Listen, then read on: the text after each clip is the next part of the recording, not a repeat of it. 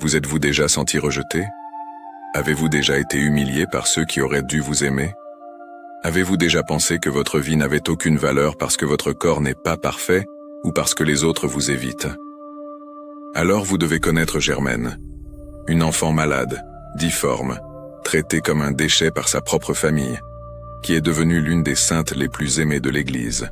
Son histoire vous montrera que, peu importe à quel point vous avez été rejeté, aux yeux de Dieu vous avez une valeur infinie, et les miracles qui ont eu lieu dans sa vie vous laisseront sans voix.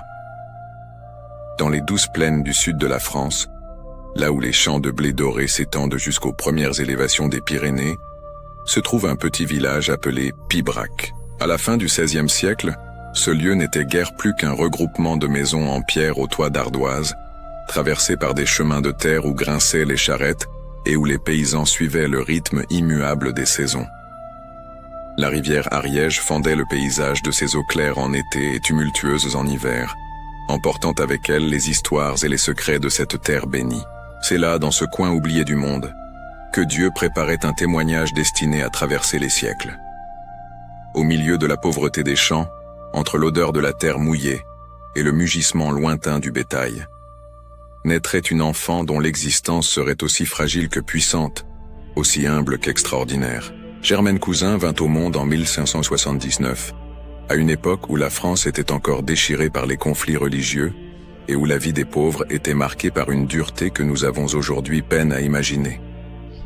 L'accouchement eut lieu lors d'une nuit froide de printemps, alors que les dernières gelées menaçaient encore les jeunes bourgeons des arbres fruitiers. La mère de Germaine, une femme simple et bonne, mariée à Laurent Cousin, un agriculteur au caractère rude, serra pour la première fois ce minuscule être contre elle, et sentit son cœur se serrer.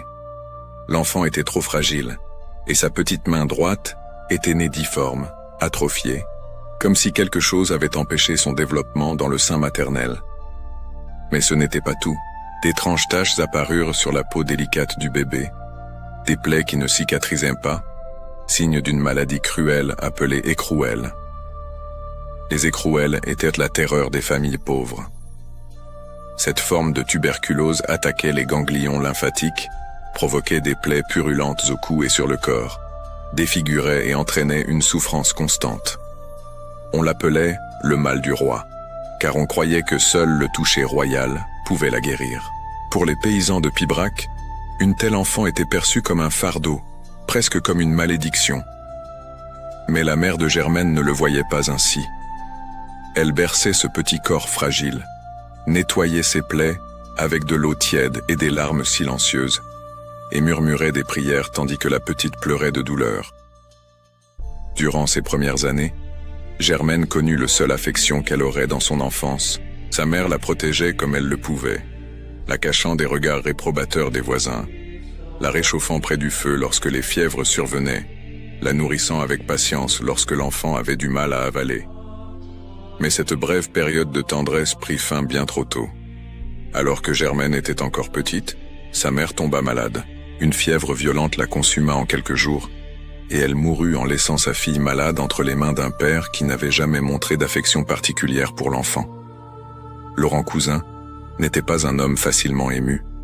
Veuf, avec une ferme à faire tourner et une fille qui semblait plus un poids qu'une aide, il décida de se remarier. Sa nouvelle épouse était une femme au visage dur et au cœur encore plus endurci par la vie rude des champs. Lorsqu'elle vit Germaine pour la première fois, son regard fut rempli de dégoût. Cette enfant malade, difforme, couverte de plaies, était tout ce qu'elle ne voulait pas dans sa maison. C'est ainsi que commença le véritable calvaire de la petite Germaine. La marâtre établit des règles claires dès le début. Germaine ne mangerait pas à table avec la famille. Elle ne dormirait pas dans une chambre convenable. Elle ne porterait pas de vêtements corrects. Sous l'escalier de la maison, dans un espace étroit et humide où l'on rangeait le bois et de vieux outils, on prépara un amas de paille et de chiffon. C'est là, dans ce trou sans lumière ni chaleur, que Germaine passerait ses nuits. Le jour, elle devrait garder les moutons se tenant loin de la maison, loin des regards, loin de toute possibilité de contaminer les autres enfants que la marâtre commença bientôt à avoir. Le père assistait à tout en silence.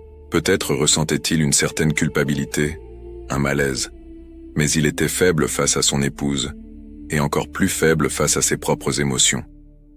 Il permit que sa fille soit traitée comme si elle était moins qu'humaine, comme si sa maladie et sa difformité la rendaient indigne d'amour. Et Germaine, à 6, 7, 8 ans, apprit à vivre dans une solitude que peu d'enfants connaissent. Chaque matin, avant l'aube, elle était réveillée par des cris. On lui donnait un morceau de pain dur, parfois même pas cela, et on l'envoyait au champ avec le troupeau de moutons de la famille. Qu'il pleuve, qu'il neige, que le vent glacial de l'hiver fasse brûler davantage ses plaies, cela n'avait aucune importance. Germaine partait pieds nus ou avec des sandales usées, vêtue de haillons qui couvraient à peine son corps maigre, et suivait les sentiers boueux en direction des pâturages. Les champs autour de Pibrac étaient vastes et solitaires, des collines ondoyantes couvertes d'herbes, des bosquets de chênes et de hêtres, et toujours au loin, la silhouette majestueuse des Pyrénées. C'était un lieu d'une beauté austère, où le ciel semblait plus grand et plus proche, où le silence n'était rompu que par le bêlement des moutons et le chant des oiseaux. Et c'est là, dans cette immensité verte et dorée, que Germaine trouva refuge. Pendant que les moutons paissaient tranquillement, la fillette s'asseyait sur une pierre ou s'agenouillait dans l'herbe humide et priait. Ses petites mains, l'une saine et l'autre difforme, tenaient un chapelet simple fait de nœuds sur une corde usée. Et elle priait. « Je vous salue Marie après. Je vous salue Marie, notre Père après notre Père. » Offrant à Dieu sa douleur, sa solitude, son humiliation. Personne ne la voyait, personne ne l'entendait, mais Germaine parlait à Jésus comme s'il était là, assis à ses côtés dans l'herbe, écoutant chaque mot, essuyant chaque larme. Et quelque chose d'extraordinaire commença à se produire. Dans ce désert de rejet humain, Germaine trouva une présence qui ne l'abandonnerait jamais. Ce n'était pas l'imagination d'une enfant solitaire, c'était quelque chose de plus profond, de plus réel. La foi qui jaillissait dans son cœur ne venait pas d'enseignements théologiques ni de sermons éloquents. Elle venait d'une rencontre authentique avec le divin. Germaine découvrit qu'elle n'était pas seule. Elle découvrit qu'elle était aimée. Elle découvrit que sa vie, aussi misérable qu'elle paraisse aux yeux des autres, avait une valeur infinie aux yeux de Dieu. Les habitants du village commencèrent à remarquer quelque chose d'étrange. La fillette malade, la fille rejetée des cousins, avait dans les yeux une lumière qui ne correspondait pas à son état. Lorsqu'elle passait dans les rues de Pibrac, ce qui arrivait rarement, elle marchait avec une dignité paisible que personne n'aurait attendu de quelqu'un d'aussi humilié. Et plus étrange encore, des enfants commencèrent à la suivre. Des garçons et des filles, qui auraient dû l'éviter par peur de la contagion, s'approchaient avec curiosité lorsqu'ils la voyaient dans les champs. Germaine leur racontait des histoires sur Jésus, sur la Vierge Marie, sur l'amour de Dieu. Elle parlait avec simplicité, mais avec une conviction qui touchait les cœurs innocents de ses enfants. C'est alors que les prodiges commencèrent. Le premier fut silencieux, discret, mais impossible à ignorer. Germaine avait l'habitude de laisser ses moutons paître pendant qu'elle courait à l'église pour assister à la messe quotidienne. La marâtre lui avait strictement interdit de le faire. Les moutons pouvaient se perdre, être attaqués par les loups qui vivaient dans les bois voisins. Mais Germaine ne pouvait renoncer à la messe. C'était le moment le plus précieux de sa journée, celui où elle pouvait être proche du Saint-Sacrement, où elle pouvait recevoir Jésus dans l'Eucharistie. Chaque jour, sans exception, elle plantait son bâton de bergère dans le sol, laissait le troupeau sous la protection invisible de sa prière et courait pieds nus par les chemins jusqu'à la petite église de Pibrac. Et chaque jour, en revenant, elle retrouvait les moutons exactement là où elle les avait laissés, calmes, indemnes, même lorsque des loups avaient été aperçus dans la région. Les bergers plus âgés secouaient la tête, incrédules. C'était impossible. Des loups affamés n'épargnaient pas des troupeaux sans protection. Pourtant, les moutons de Germaine restaient intacts, comme si une force invisible les gardait. La marâtre, loin d'être impressionnée, se mettait encore plus en colère. Elle accusait Germaine de négligence, de paresse, d'inventer des excuses pour éviter le travail. Mais au fond, elle avait peur. Il y avait quelque chose chez cet enfant qu'elle ne pouvait ni comprendre ni contrôler. Et ce que nous ne pouvons pas contrôler, nous essayons souvent de le détruire. Les années passèrent ainsi. Germaine grandissait, ou plutôt survivait. Son corps restait frêle, marquée par la maladie, mais son esprit gagnait en force et en grâce. La solitude qui aurait pu la rendre amère se transforma en un espace de communion profonde avec Dieu. La souffrance qui aurait pu la briser devint une offrande d'amour. Et les miracles discrets mais indéniables continuaient de se produire autour d'elle, signe que Dieu ne se contentait pas de la voir, mais agissait à travers elle de manière qui allèrent bientôt attirer l'attention de toute la région de Pibrac et bien au-delà. L'hiver 1597 arriva avec une rigueur dont peu se souvenaient. La neige recouvrit les champs de Pibrac d'un manteau épais et implacable, transformant le paysage en un désert blanc, où même les oiseaux semblaient avoir disparu. Le vent hurlait entre les maisons de pierre, soulevant des tourbillons de flocons glacés qui piquaient le visage comme des aiguilles. C'était un temps de faim, de froid pénétrant, de mort pour les plus faibles. Germaine avait alors 18 ans. Son corps restait petit et fragile, marqué par des plaies qui ne cicatrisaient jamais complètement, mais ses yeux conservaient cette lumière sereine qui déconcertait ceux qui la regardaient. En cet hiver cruel, tandis que le village se repliait dans ses maisons autour des cheminées, elle continuait à sortir chaque jour avec ses moutons, enveloppés de haillons qui la protégeaient à peine du froid mordant. C'est durant ces mois difficiles qu'eut lieu le miracle qui rendit son nom connu dans toute la région. Germaine avait l'habitude de garder une partie du pain qu'elle recevait, déjà si rare, pour le donner aux mendiants qui erraient sur les routes. C'étaient des hommes et des femmes encore plus misérables qu'elle, chassés de leurs terres, malades, affamés. Lorsque Germaine les voyait, son cœur était saisi de compassion. Elle connaissait elle-même la faim, le rejet, le froid qui pénètre jusqu'aux os. Comment aurait-elle pu leur refuser le peu qu'elle possédait? La marâtre découvrit cela. Un jour, regardant par la fenêtre, elle vit Germaine parler avec un vieux mendiant sur la route, la vit sortir quelque chose de son tablier. Une fureur brûlante s'empara d'elle. Cet enfant ingrate volait le pain de la famille pour le donner à des vagabonds. Sans réfléchir, elle sortit en courant de la maison, criant des insultes, appelant les voisins à témoigner du crime de sa belle-fille. Germaine vit la marâtre s'approcher comme une tempête. Derrière elle, des curieux commençaient à se rassembler. La femme arriva essoufflée, le visage rouge de colère et de froid, et pointa le tablier de Germaine. « Ouvre ça tout de suite. Tout le monde va voir que tu es une voleuse. Tu voles le pain de la bouche de tes frères pour le donner à ces parasites. » Germaine resta calme. Il n'y avait ni défi ni peur dans ses yeux, seulement une sérénité profonde. Lentement, elle dénoua son tablier et l'ouvrit devant tous les présents. Le silence qui suivit fut absolu. Il n'y avait pas de pain. À la place des morceaux attendus de pain sombre, des fleurs tombèrent du tablier de Germaine. Des roses fraîches, parfumées, éclatantes, impossibles. C'était le cœur de l'hiver. La neige couvrait tout. Les arbres étaient nus. Et là, sous les yeux stupéfaits de dizaines de personnes, des fleurs d'été tombaient comme une cascade de beauté et de couleurs sur la neige blanche. La marâtre recula, pâle.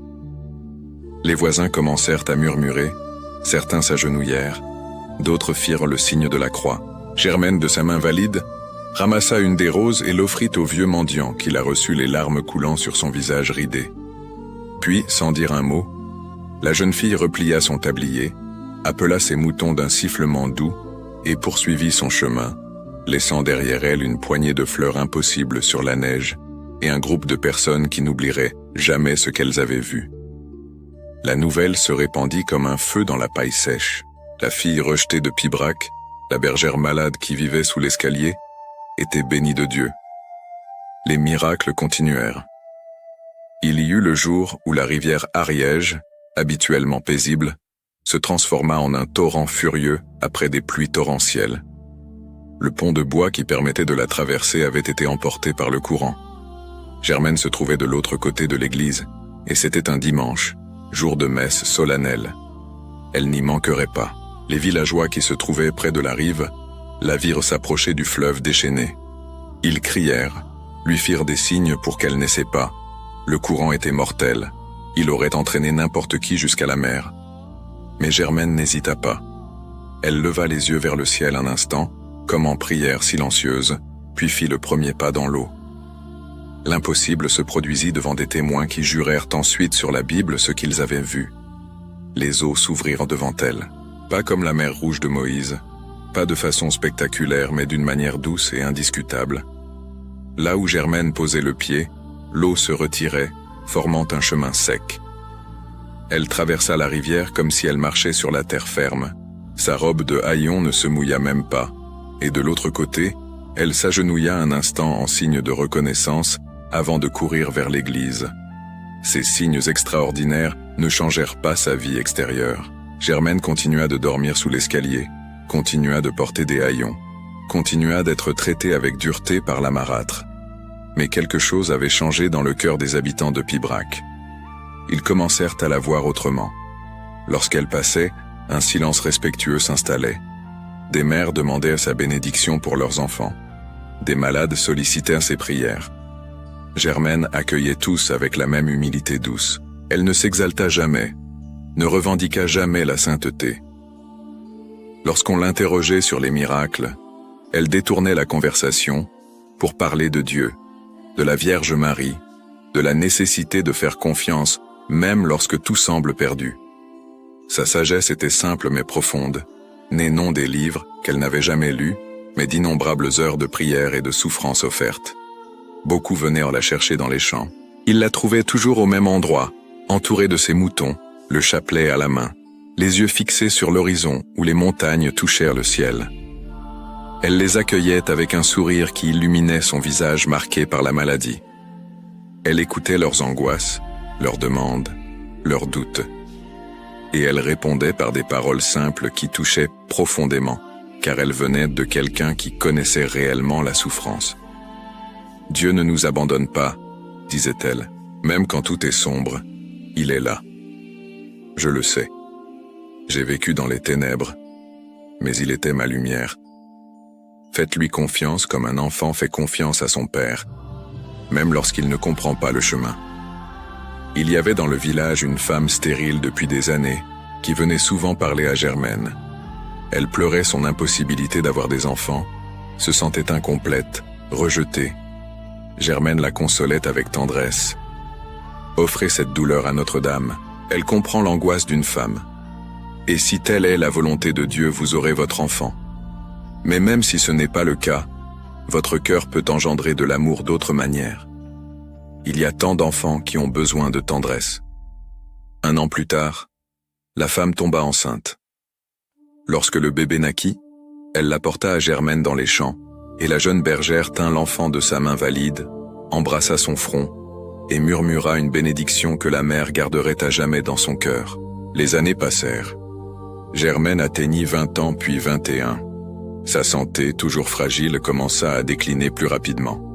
Les plaies devinrent plus douloureuses, la fièvre la visitait souvent. Mais elle ne se plaignait pas, ne diminuait pas ses prières, n'abandonnait ni ses moutons ni sa messe quotidienne. Le curé de la paroisse, homme raisonnable qui observait Germaine depuis des années, commença à comprendre qu'il était face à quelque chose d'extraordinaire. Cette jeune femme vivait comme les grands saints du désert, dans une austérité involontaire qu'elle avait transformée en offrande volontaire. Il tenta de convaincre le père de mieux la traiter, de lui donner une chambre décente, une nourriture adéquate. Laurent Cousin, déjà vieillissant, commençait à ressentir du remords. Il tenta timidement d'améliorer les conditions de sa fille. Mais Germaine refusa avec douceur. « J'y suis habitué, père, et ma place a toujours été auprès des petits, des rejetés. Si Dieu me donne un palais, ce sera au ciel. Ici, ce petit coin me suffit. » Au printemps 1601, lorsque les premières fleurs sauvages commencèrent à apparaître dans les champs qu'elle aimait tant, Germaine sentit un changement. Son corps, toujours fragile, semblait se préparer à quelque chose. Elle n'avait pas peur. Toute sa vie, elle avait appris à faire confiance, à s'abandonner. Si Dieu l'appelait maintenant, elle était prête. La nuit de juin était calme sur Pibrac. Une lune presque pleine baignait les champs d'une lumière argentée, et l'air portait le parfum des roses sauvages qui poussaient le long des murs de pierre. À l'intérieur de la maison des cousins, la famille dormait dans les chambres de l'étage, tandis que sous l'escalier, dans l'espace étroit qui avait été son foyer pendant tant d'années, Germaine reposait sur sa paille. Elle ne dormait pas, non à cause de la douleur, bien qu'elle fût présente, brûlant dans ses plaies, pulsant dans ses articulations, Elle ne dormait pas parce que quelque chose en elle savait que cette nuit serait différente. Elle pressait son chapelet usé contre sa poitrine, et ses lèvres bougeaient en une prière silencieuse. Elle ne demandait ni guérison ni soulagement. Elle demandait seulement de pouvoir voir Jésus, enfin le voir face à face, l'étreindre avec des bras qui ne seraient plus faibles ni difformes. « Venez, Seigneur Jésus », murmurait-elle, « votre agnelle est prête. » Aux premières heures de l'aube, avant même le premier chant du coq, Germaine sentit une présence. Elle n'était pas physique, mais elle était plus réelle que tout ce qu'elle avait jamais vécu. Une lumière douce, impossible à décrire avec des mots humains, commença à remplir ce misérable espace sous l'escalier. Et avec la lumière vint une paix si profonde que Germaine ferma les yeux et sourit. « Vous êtes là, » murmura-t-elle, « vous avez toujours été là. Merci de ne m'avoir jamais abandonné. » Sa respiration devint plus lente, plus légère. Il n'y eut ni lutte, ni agonie. C'était comme s'endormir après une très longue journée de travail, en sachant qu'au réveil, tout serait nouveau. La main qui tenait le chapelet se relâcha. Le sourire demeura sur ses lèvres, et ainsi, dans la solitude qu'elle avait connue toute sa vie mais qui n'avait jamais été une véritable solitude puisque Dieu avait toujours été là, Germaine Cousin rendit son esprit. Elle avait 22 ans. Ce furent les voisins qui la trouvèrent le lendemain matin. Une femme était venue lui demander des prières pour un enfant malade et, en arrivant, trouva Laurent Cousin troublé à la porte. Germaine n'était pas sortie pour mener les moutons. Elle n'y manquait jamais. Quelque chose n'allait pas. Lorsqu'ils ouvrirent l'espace sous l'escalier, ils la virent allongée sur sa paille, si petite, si fragile, mais avec une expression de paix si profonde qu'elle semblait dormir du sommeil le plus serein. Le chapelet était encore enlacé dans ses doigts, et il y avait, jurèrent plus tard ceux qui étaient en présent, un parfum doux dans l'air, comme de fleurs invisibles, totalement différent de l'odeur de moisissure et d'humidité de cet endroit. La nouvelle parcourut Pibrac comme une vague. La sainte bergère était morte. La fille rejetée, celle que Dieu aimait de manière si évidente, était partie. Et au lieu de l'indifférence, tout le village pleura. Des personnes qui ne lui avaient jamais adressé une parole aimable de son vivant ressentaient maintenant un vide inexplicable. Elles comprenaient, trop tard, qu'elles avaient vécu près de quelqu'un de spécial, quelqu'un qui touchait le ciel tout en marchant sur la terre. Le curé décida qu'elle serait enterrée dans l'église, un honneur rare pour quelqu'un de sa condition. Mais tous furent d'accord. Germaine méritait d'être près de l'autel qu'elle avait tant aimé, près du Saint-Sacrement qui avait été sa nourriture spirituelle lorsque le pain matériel lui manquait. Des centaines de personnes vinrent aux funérailles. Des paysans quittèrent leurs champs, des artisans leurs ateliers. Beaucoup apportèrent des fleurs sauvages, celles-là même que Germaine contemplait pendant ses longues heures dans les pâturages. Il les déposait sur le simple cercueil de bois, pleurant sincèrement celle qui avait été humiliée et rejetée, mais qu'il reconnaissait désormais comme un trésor précieux. La marâtre, femme déjà vieillie et endurcie par la vie, resta à distance pendant les funérailles. Elle ne s'approcha pas du cercueil, ne pleura pas ouvertement, mais ceux qui regardèrent son visage virent quelque chose qu'ils n'auraient jamais imaginé y voir, du remords. Un remords profond et douloureux qui l'accompagnerait jusqu'à la fin de ses jours. Laurent Cousin pleurait comme un enfant, à genoux devant le cercueil de la fille qu'il avait négligée, qu'il avait laissé traiter pire qu'un animal. Il sanglotait en demandant pardon, mais Germaine était déjà au-delà de ses blessures humaines. Elle était là où il n'y a plus de larmes, plus de douleur, là où ceux qui furent les derniers sur la terre sont les premiers au ciel. Le corps fut enterré dans une tombe simple à l'intérieur de l'église, près du mur latéral. Le curé fit poser une modeste pierre tombale avec son nom et ses dates. Et là, Germaine reposa, oubliée du monde mais non de Dieu, pendant 43 ans. L'année était 1644. La France avait beaucoup changé depuis la mort de Germaine. Des guerres avaient balayé le pays. Des rois étaient montés et tombés. Mais le petit village de Pibrac était resté relativement épargné par le tumulte de l'histoire. L'église où Germaine avait été enterrée nécessitait des réparations. Pendant les travaux, il fallut déplacer certaines tombes anciennes pour réparer les fondations. Lorsque les ouvriers ouvrirent la sépulture de Germaine Cousin, Ils s'attendaient à trouver des os et peut-être quelques lambeaux de linceul. 43 ans sous une terre humide ne laissaient guère plus que cela. Ce qu'ils trouvèrent les fit reculer, saisis de choc et d'effroi. Le corps de Germaine était intact, complètement préservé, comme s'il avait été enterré quelques jours auparavant, et non des décennies plus tôt. La peau avait conservé sa couleur naturelle, les traits du visage étaient parfaits, même les vêtements simples restaient reconnaissables, et lorsque le cercueil fut déplacé, un parfum doux et inexplicable emplit l'église, si intense que des personnes à l'extérieur le sentirent aussi. Le curé fut appelé d'urgence. Il arriva incrédule, prêt à réprimander les ouvriers pour quelques superstitions ridicules. Mais lorsqu'il vit de ses propres yeux, il tomba à genoux. Il n'y avait aucune explication naturelle. C'était un signe, un prodige, la main de Dieu déclarant au monde que cette jeune bergère rejetée était véritablement sainte. La nouvelle se répandit plus vite qu'un incendie de forêt. De toute la région puis de toute la France, les gens commencèrent à affluer vers Pibrac. Ils voulaient voir le corps incorruptible, toucher la pierre tombale, prier près de celle que Dieu avait manifestement marquée de sa faveur.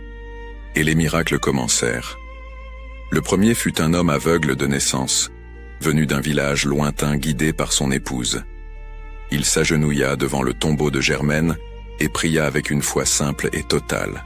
Il ne demanda pas pour lui-même, mais pour pouvoir voir le visage de sa femme, de ses enfants, les fleurs dont on lui parlait tant mais qu'il n'avait jamais pu contempler. En terminant sa prière et en se relevant, ses mains touchèrent accidentellement la pierre tombale.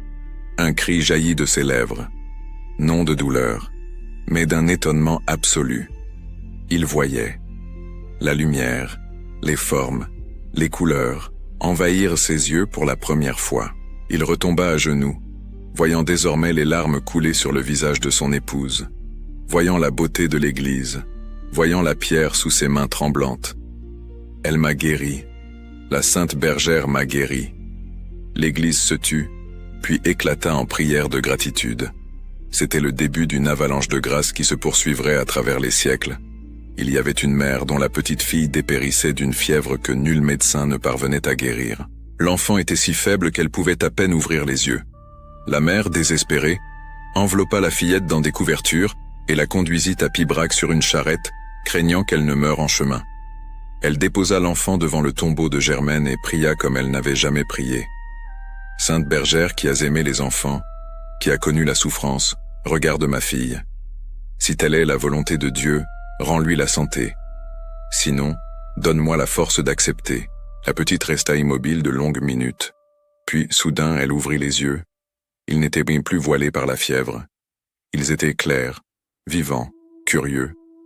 L'enfant se redressa, sourit à sa mère et demanda à manger. La fièvre avait complètement disparu. Quelques jours plus tard, elle courait et jouait comme si elle n'avait jamais été à l'agonie. Les récits se multiplièrent. Un jeune homme à la colonne vertébrale déformée qui se redressa, une femme atteinte de lèpre dont les plaies cicatrisèrent, un paralytique qui se remit à marcher. Ce n'étaient pas seulement des guérisons physiques, il y avait des conversions profondes, des pécheurs endurcis qui s'agenouillaient devant le tombeau et se relevaient transformés, des familles réconciliées après des années de haine, des personnes sauvées du désespoir et du suicide. Germaine, qui de son vivant avait été rejetée et évitée, devint dans la mort refuge et espérance pour des milliers. Son tombeau se transforma en centre de pèlerinage. L'église de Pibrac dut être agrandie pour accueillir les foules. Des offrandes affluaient de partout, ex-voto en argent et en or, mais aussi de simples fleurs sauvages laissées par des bergers qui voyaient en elle une sœur. Au fil des années, parallèlement aux miracles documentés, apparurent des récits à la frontière entre l'histoire et la légende, des témoignages que les gens simples conservaient et transmettaient avec la certitude de ceux qui avaient vu ou entendu de sources fiables. On racontait que, lors des nuits d'hiver, lorsque la neige couvrait les champs et que le froid était si intense que même les loups se réfugiaient dans leurs tanières, des bergers solitaires voyaient une lumière douce se déplacer parmi les troupeaux. Ce n'était ni la lumière d'une lanterne ni celle des étoiles.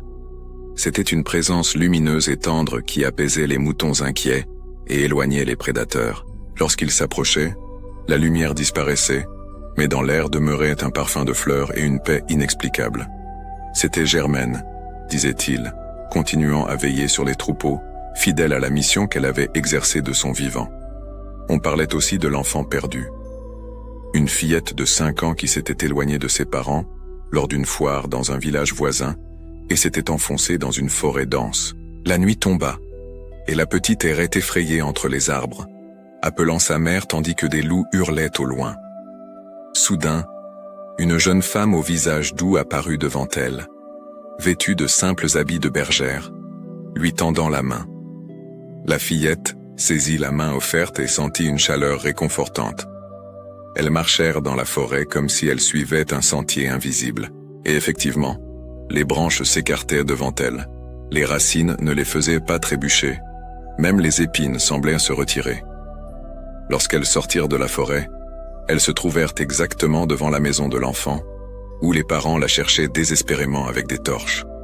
La petite courut dans les bras de sa mère, puis se retourna pour remercier la jeune femme qui l'avait sauvée.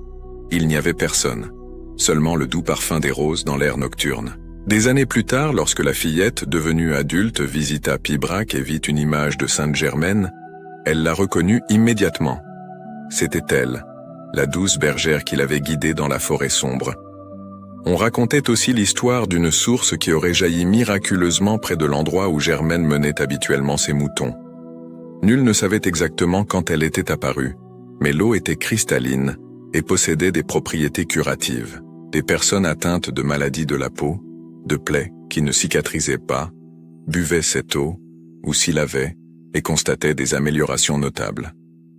La source devint un autre lieu de pèlerinage, et encore aujourd'hui, certains s'y rendent. Il y avait des histoires plus intimes, moins spectaculaires mais tout aussi touchantes. Une vieille femme qui vivait seule et oubliée raconta au curé, peu avant de mourir, que chaque nuit elle sentait une présence douce dans sa chambre. Elle ne l'effrayait pas. Au contraire, elle lui apportait du réconfort.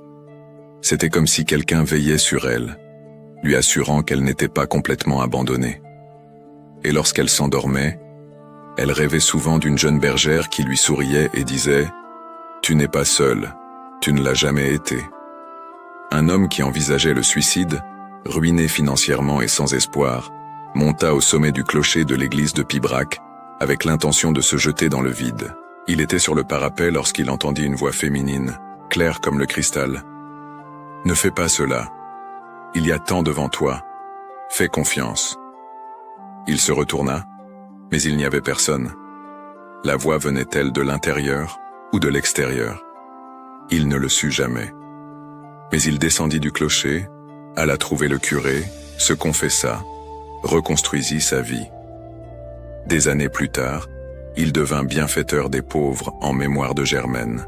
Le processus formel de canonisation de Germaine commença au XVIIIe siècle, mais il fut long et minutieux, comme le sont toujours ces procédures. L'Église devait enquêter sur chaque miracle qui lui était attribué, examiner sa vie, la doctrine implicite dans ses paroles et ses actions, s'assurer qu'il s'agissait bien d'une sainteté authentique et non d'une superstition populaire. Des témoins furent convoqués, des documents examinés. Le corps incorruptible fut étudié par des médecins incapables de l'expliquer naturellement. Les miracles furent soumis à un examen rigoureux, et tout confirmait que Germaine Cousin avait été véritablement sainte, instrument de Dieu, modèle de vertu héroïque même dans les circonstances les plus adverses. En 1854, le pape Pie IX la béatifia, reconnaissant officiellement son héroïcité de vertu et autorisant son culte public. 13 ans plus tard, en 1867, le même pape la canonisa solennellement. Germaine Cousin, la bergère rejetée de Pibrac, était désormais officiellement Sainte Germaine, vénérée par l'Église universelle. La nouvelle fut accueillie à Pibrac avec une joie indescriptible. Le petit village qu'il avait vu naître, souffrir et mourir voyait maintenant son nom proclamé à Rome, à Paris, dans tout le monde catholique. Une basilique fut construite en son honneur, et les lieux associés à sa vie furent soigneusement préservés. La maison des Cousins devint un sanctuaire. L'espace sous l'escalier où elle avait dormi fut conservé comme une relique émouvante de l'humilité et de la souffrance qu'elle avait transformée en sainteté. Les papes suivants confirmèrent et élargirent son culte. Sainte Germaine fut déclarée patronne des pauvres, des rejetés des malades, en particulier de ceux qui souffrent de maladies défigurantes ou stigmatisantes. Elle fut aussi proclamée patronne des enfants maltraités, des victimes d'abus, de tous ceux qui vivent sous la cruauté et l'incompréhension. Son exemple toucha profondément le cœur de l'Église. À une époque où la sainteté était souvent associée à de grandes œuvres extérieures, à la fondation d'ordres religieux, à des actions spectaculaires, Germaine montrait que la véritable sainteté peut fleurir dans l'obscurité la plus totale, briller au milieu du rebut humain, transformer le rejet le plus profond en offrande d'amour pur. Plus de 4 siècles se sont écoulés depuis que Germaine est née cette nuit froide de 1579. Le monde a changé d'une manière qu'elle n'aurait jamais pu imaginer. La France qu'elle a connue a été transformée par des révolutions et des guerres. La technologie a profondément modifié la vie humaine. Mais certaines vérités demeurent éternelles, et le témoignage de Sainte Germaine reste vivant et actuel. Son histoire parle à tous ceux qui se sentent rejetés.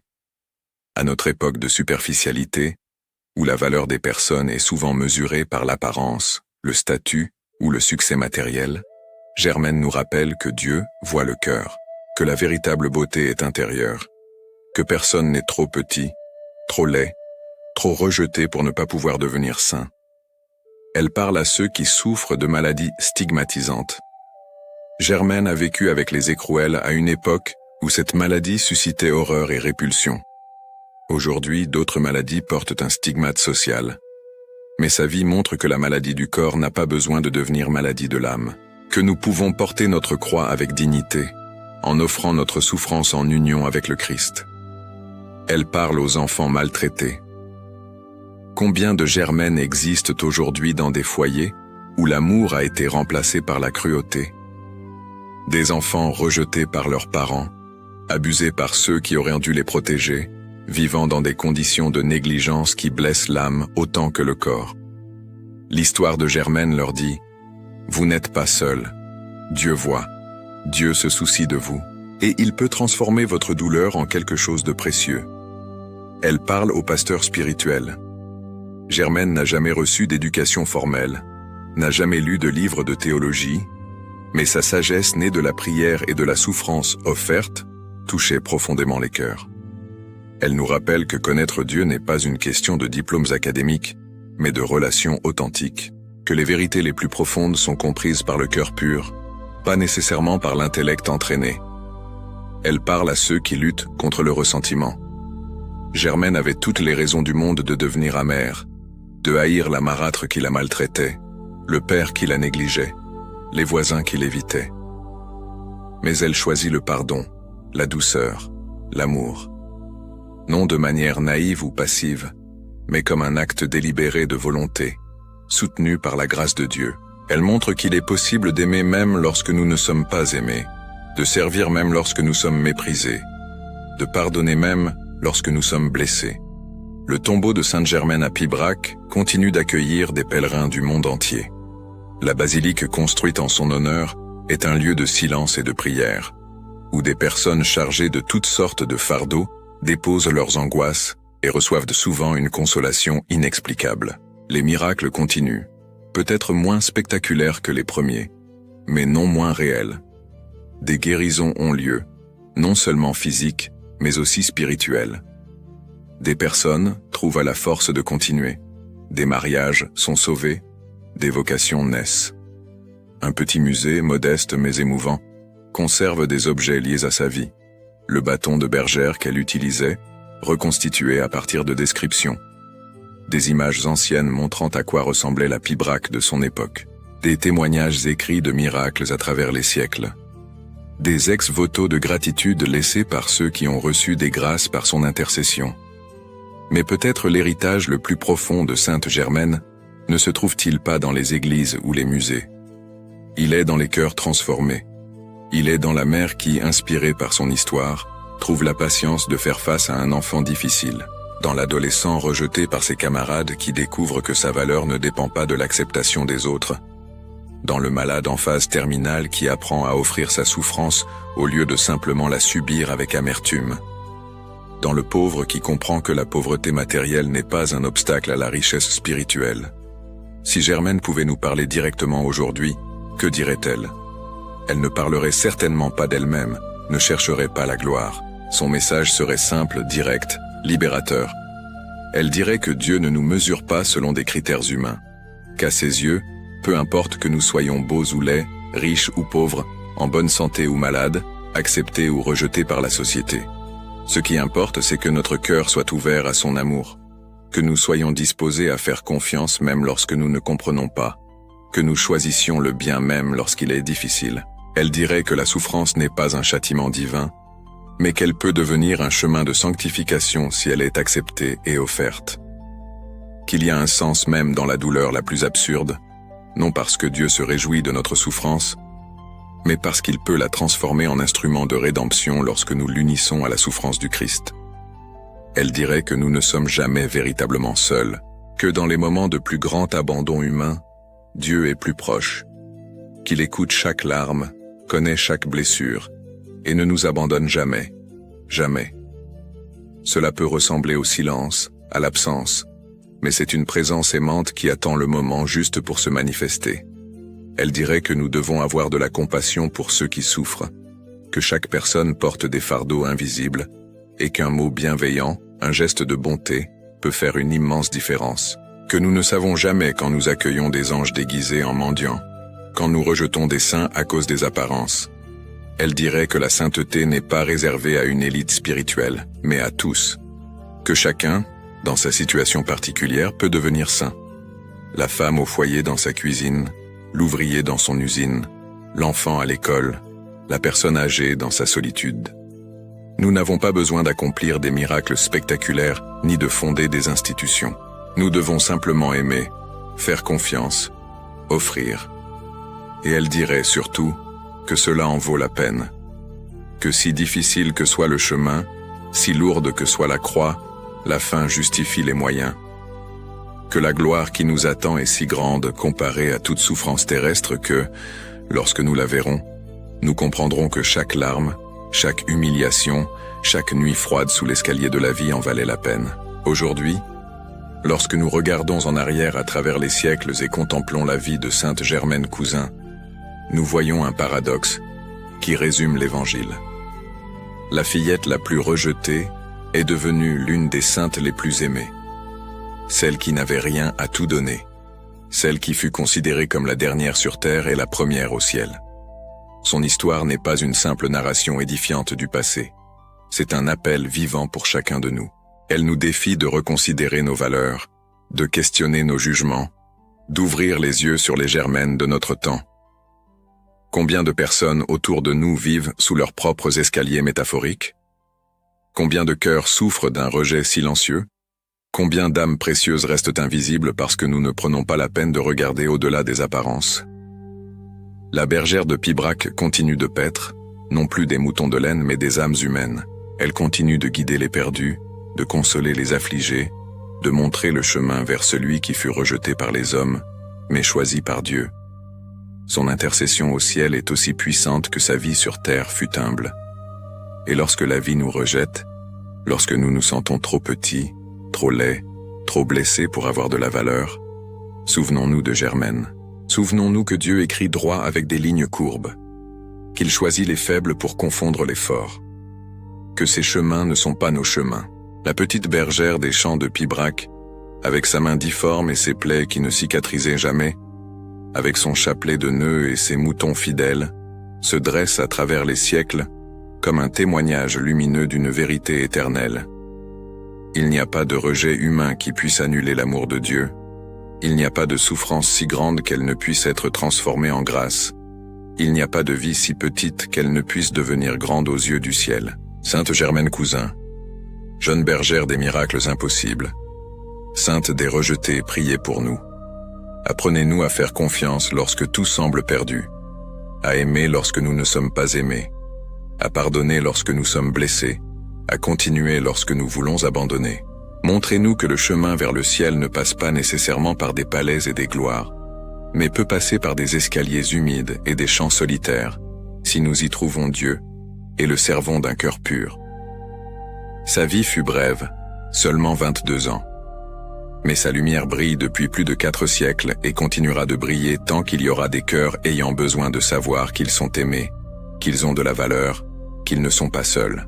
Tant qu'il y aura des personnes blessées cherchant la guérison, des rejetés cherchant l'acceptation, des désespérés ayant besoin d'espérance, l'histoire de Germaine aura le pouvoir de toucher, de transformer et de sauver. Elle nous attend à Pibrac, dans les champs éternels du paradis, gardant désormais des troupeaux de lumière, sans douleur, sans plaies, sans larmes, mais son regard reste tourné vers la terre, vers nous tous qui luttons encore, qui souffrons encore, qui avons encore besoin d'apprendre que l'amour de Dieu est plus fort que tout rejet humain. Et lorsque notre temps ici-bas prendra fin, lorsque nous laisserons derrière nous nos propres escaliers et nos propres croix, elle sera là pour nous accueillir. La douce bergère au sourire que nous comprendrons enfin pleinement, disant les paroles qu'elle a toujours proclamées par sa vie. Faites confiance. Dieu n'abandonne jamais. Cela en valait la peine. Tout en valait la peine. Prière. Ô sainte Germaine Cousin, humble bergère des champs de Pibrac, toi qui as connu la douleur du rejet et la solitude de l'abandon, mais qui n'as jamais laissé la souffrance éteindre la lumière de la foi dans ton cœur, tourne vers moi ton regard miséricordieux en ce moment de besoin. Toi qui as dormi sous l'escalier et transformé l'humiliation en offrande d'amour, apprends-moi à accepter mes croix avec la même douceur et la même confiance que tu as montré. Toi qui as été rejeté par les tiens mais accueilli par Dieu de manière si merveilleuse, intercède pour tous ceux qui se sentent abandonnés, méprisés ou invisibles aux yeux du monde. Sainte Germaine, toi qui laissais ton troupeau pour ne jamais manquer la messe et dont les moutons étaient gardés miraculeusement, garde aussi mon âme des dangers spirituels et éloigne de ma vie les loups de la tentation et du désespoir. Toi qui ouvris ton tablier d'où tombèrent des roses en plein hiver, obtiens-moi la grâce que je te demande aujourd'hui avec foi et confiance. Que je puisse, comme toi, trouver Dieu même au milieu des plus grandes difficultés et apprendre que la véritable valeur d'une vie ne se mesure pas à l'acceptation humaine, mais à l'amour avec lequel nous servons le Seigneur. Aide-moi spécialement dans cette intention que je porte dans mon cœur, et obtiens-moi du ciel les bénédictions dont j'ai tant besoin. Sainte Germaine, patronne des pauvres, des malades, des rejetés, et de tous ceux qui souffrent en silence, prie pour nous auprès du trône de Dieu. Amen. Ma prière, Père bien-aimé, avec un cœur humble et reconnaissant, nous nous plaçons en ta présence pour te remercier de l'appel à être semeur de ta parole à travers la vie de tes saints. Nous te remercions pour cette chaîne que tu as permise comme un pont de foi, reliant les cœurs à ton infinie miséricorde dans un monde qui cherche tant un refuge. Que chaque biographie sacrée que nous partageons soit un baume pour les âmes fatiguées et un miroir des vertus qui nous rapprochent de toi. Que le témoignage de tes serviteurs et servantes inspire chaque auditeur à rechercher une vie de plus grande sainteté, de courage et d'amour du prochain. Nous reconnaissons que nous ne faisons rien par nous-mêmes. Tu es la source de toute inspiration et la force derrière chaque parole. Nous te remercions de nous utiliser comme tes humbles instruments pour raconter les merveilles que tu as opérées dans la vie de ceux qui t'ont aimé par-dessus tout. Que cette œuvre continue de renforcer la communion entre nous, transformant cet espace numérique en une véritable famille spirituelle, unie par le même amour du Christ et par le désir de suivre ses pas. Nous te consacrons, Seigneur, nos voix, nos esprits et nos cœurs. Que tout ce que nous faisons ici serve à ta plus grande gloire et au salut des âmes. Que ta bénédiction descende sur tous ceux qui accompagnent et soutiennent ce travail, aujourd'hui et toujours. Au nom de Jésus-Christ, ton Fils et notre Seigneur. Amen. L'histoire de Sainte Germaine Cousin ne s'achève pas en 1601, lorsque son petit corps fut trouvé sans vie sous cet escalier. En vérité, cette histoire demeure vivante jusqu'à aujourd'hui, touchant des millions de cœurs à travers le monde et rappelant à chacun de nous que la sainteté n'est pas le privilège des forts, des beaux ou des acceptés par la société. La sainteté fleurit précisément là où on l'attend le moins, dans les coins obscurs, dans les lieux de rejet, dans les corps marqués par la douleur. Germaine n'a vécu que 22 ans, mais dans ce bref laps de temps, elle a enseigné au monde entier une leçon que beaucoup n'apprennent pas en des vies longues et confortables. Elle a prouvé qu'il est possible d'aimer lorsque nous ne sommes pas aimés, de pardonner lorsque nous sommes blessés, de servir lorsque nous sommes méprisés, et de trouver Dieu lorsque tout nous abandonne. Sa main difforme tenait un chapelet, avec plus de force que des mains parfaites ne tiennent des trésors terrestres. Ses plaies douloureuses devinrent des portes de grâce pour d'innombrables âmes. Sa solitude se transforma en une communion profonde avec le Créateur. Combien de fois regardons-nous nos propres vies et pensons-nous que nous n'avons aucune valeur parce que nous ne sommes pas parfaits? Combien de fois laissons-nous le rejet des autres définir qui nous sommes? Combien de fois nous sentons-nous trop petits, trop blessés, trop brisés pour servir Dieu? La vie de Germaine proclame une vérité libératrice. Dieu n'a pas besoin de notre perfection, il a seulement besoin de notre disponibilité. Il n'a pas besoin de notre force mais de notre confiance. Il n'a pas besoin de nos qualités impressionnantes, mais de notre cœur sincère.